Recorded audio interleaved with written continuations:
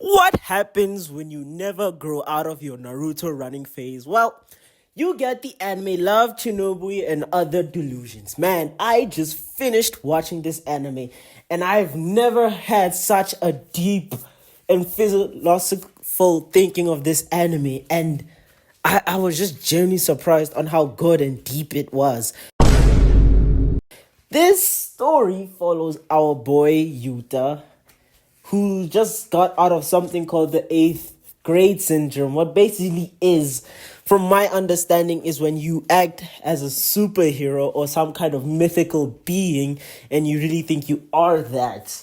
That's what the eighth grade syndrome is. And apparently it's common, and he's just come out of it and now wants to act normal. So he's starting to get rid of all of his stuff that kind of ties back to his past life. And in this tying back to his past life, he meets our other main protagonist, Rika Takanashi. And this girl has not even stopped her delusion. Like, she's full on in this delusion. She really does think that she's going through all of this. And because of this, shenanigans ensue. And for this reason, she clings to Yuta because of that. And we later find out that the reason that she clings to Yuta so much is because he is actually the reason why she started having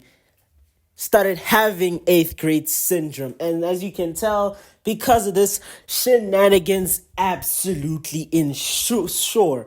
And this anime, and first of all, I really want to talk about Rika as a character, because her character journey is actually very deep, and it's actually quite sad when you think about it, because we learn throughout the series that people develop eighth grade syndrome to compensate for something, some because of social anxiety, some social isolation and whatnot. And Rika specifically, she developed this, I guess, eighth grade syndrome because of the fact her father died when she was little, and she found it hard to accept. And we find out that the reason she found it so hard to accept, that she never actually knew that her father had a chronic illness, and that's the reason why he died so suddenly. And because of this, she created this character called the Tyrant's Eye and put up an eye patch to hide from her grief.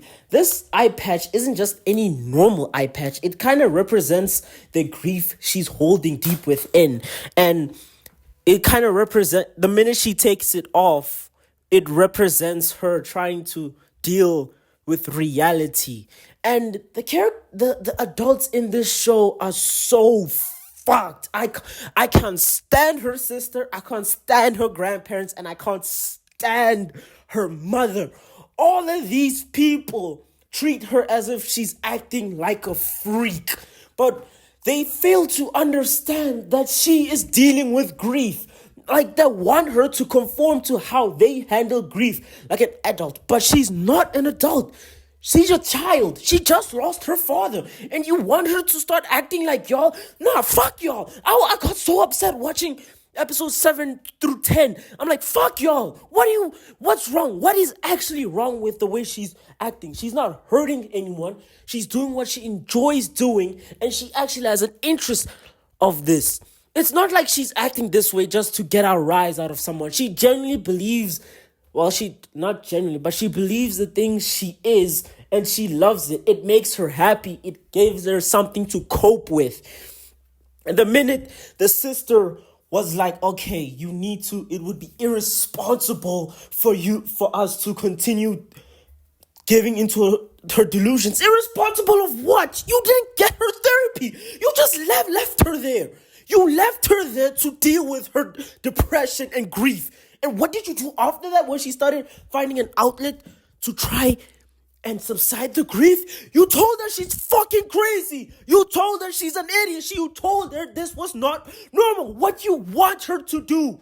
And now oh my gosh, I'm getting heated, because now you are planting everything on this young man you're carrying away for her to tell her to stop acting like this. You are fucked up. You failed her as a parent as a guardian and as a sister to dump all that baggage on a boy to tell her.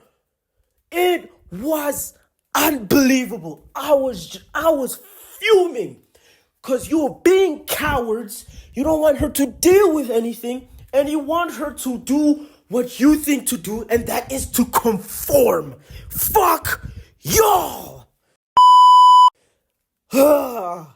Man, I got so heated because I relate to her as a character so much because of the fact that I've been through what she's been through. Because I remember when my grandmother died, around the time my grandmother died, I started, I guess, having my own delusions. It wasn't really a delusions. It was more so making characters up in my head and kind of playing out a story like that. But it's not even so like I would do it outright in open. It's more like I would daydream about. And it morphed into a sort of animated series that I want to make in the future. So this has really got me heated because I understand where Rika's coming from.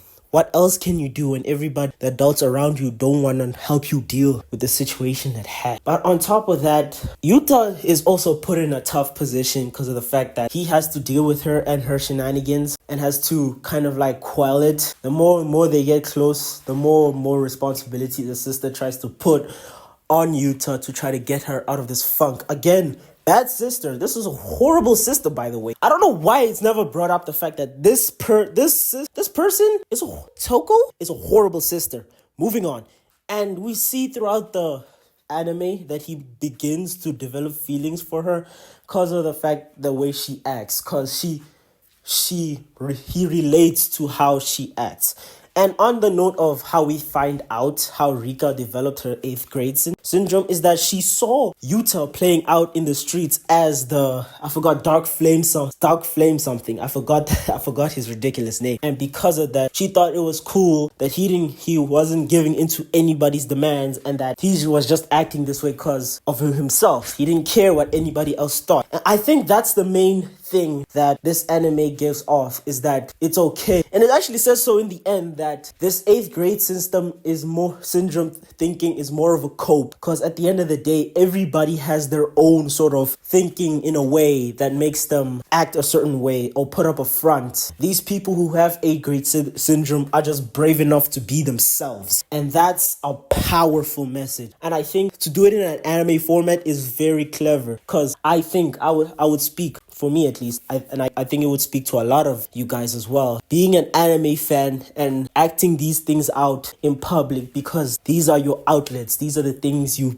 hold dear to you and that you want to show. You kind of start doing it trying to go Super Saiyan, Naruto running, starting buying merch, wearing the cloaks, wearing everything that encompasses this personality you try to adopt. And it's and I remember I had a situation back in like grade 7, because I realized I was trying to act like the cool kids. And I remember one time I was going to the talk show and this guy came up to me and said, "You finally grew up and stopped watching that cartoonish stuff." And that kind of broke me. It didn't make me feel better. It made me feel worse. Because what do you mean it took losing a part of me to get the validation of other kids my age? And because of that, I started switching back to my true self, the anime loving nerd I was. And I think this anime has just shot up to my top 5 because of this. Hey, I just wanted to also speak about the subversions it brings. I can't remember her name. I can't. Maurice. I'm gonna go by her 8th grade syndrome name, Maurice Summer. She's set up at the beginning because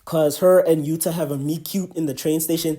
They set it up as if this couple would be endgame, but then you realize, I think in episode 4 or 5, that this probably won't happen, and it switches to more of a Rika and Yuta thing. And I was like, that was pretty clever, and I actually laughed. I'm like, okay, I see why they don't end up together. And it's interesting to watch Yuta specifically as he tries to, I guess convince himself that his 8th grade syndrome is finished, while he still dabbles back into it from time to time when he's around Yuta, Morisama, or Rikomori. And that is sort of something that I can relate to.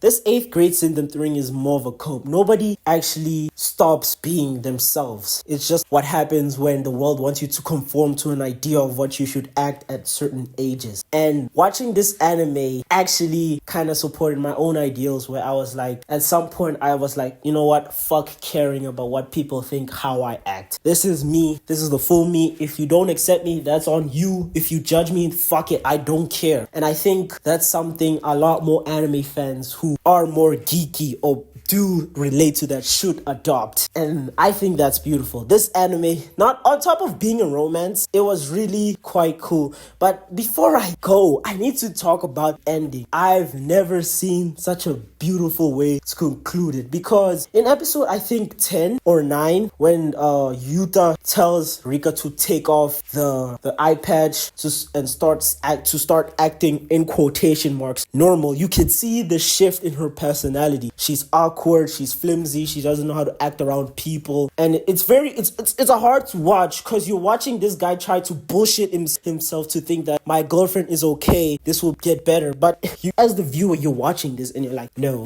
it will never get better. And then she leaves to go see the grave, and this is our insinuation that she will never come back. And because of this, he just takes it for a while, and then I think I forgot her name, the girl who sleeps all the time becomes, I guess, the new Tyrant's Eye, and then explains to Rikomori, and the sleeping girl explains to Yuta that, what are you doing? The reason why she's like this is because she's been emulating you. You gave her an outlet to deal with her, I guess, depression and grief. And Yuta finally snaps out of it and gets a bike, bulldozes his way to Rika's house, and then tells her that, I am sorry. I shouldn't have shrunk you down to the levels of conformity of this world. That's basically much what he was saying. And then in the end, he does his own synapses vanish from this world, and then it showed this beautiful cosmic setting where Rika finally says goodbye to her dad in her own way. It was beautiful. Oh my goodness, I almost shed a tear. I don't usually shed tears for an anime, but here I almost did. It was perfectly done, and I couldn't have asked for a better ending than this. But on the flip side, this thing where they do this, they have a little saying, and at the end they say vanish from this world, and then the anime, she's quickly change it to this fantasy setting where they're battling in their heads, and I'm like, this shit is so cool. And I wish they took this concept to its most logical conclusion, where they kind of made it sort of like a shonen, where this is possible, but only for kids who have 8th grade syndrome. They develop these sort of abilities to tap into the world, the actual world they are imagining. That would have been a cool concept. But what we got was actually pretty cool, I can't lie. I really like it. Even though at times this anime is cringe, it does cringe. I don't mind the cringe, because we've all been there, and you evolve to not be cringe, but you never evolve out of your core personality with these things that you hold dear. But yeah, man, this is probably one of the longest videos I've ever made, but I just had so much to talk about this anime, because this was the anime. Oh my, I've never had an anime I've liked to this extent. So yeah, guys, I hope you enjoyed this video. Don't forget to like and subscribe. I'm realizing I'm getting a lot of views on my videos, but you guys are not liking and subscribing. So yeah, guys, please do that. It really does help the channel. And I also wanted to say thank you for the support on the last video. Holy, it's probably the highest performing video I've ever made in my life. So thank you, guys. I appreciate it. So yeah, guys, this has been the Athletic Nerd, and I'm out.